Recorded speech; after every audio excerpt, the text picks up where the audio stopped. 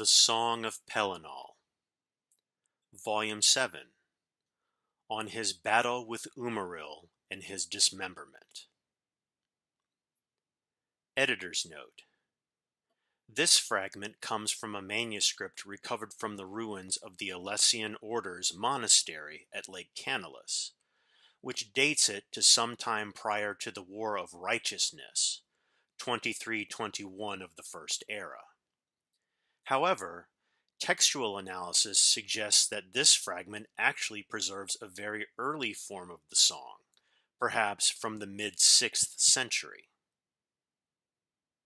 And so, after many battles with Umaril's allies, where dead Aurorans lay like candlelight around the throne, the Pelinal became surrounded by the last Aeolid sorcerer kings and their demons, each one heavy with varliance.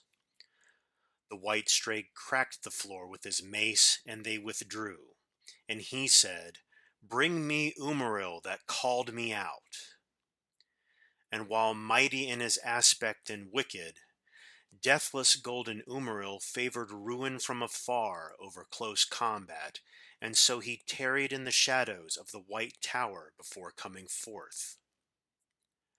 More soldiers were sent against Pelinal to die, and yet they managed to pierce his armor with axes and arrows, for Umaril had wrought each one by long varliance, which he had been hoarding since his first issue of challenge.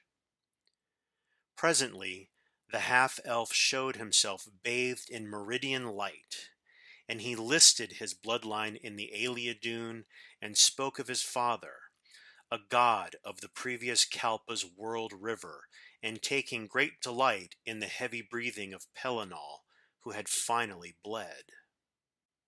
Text lost.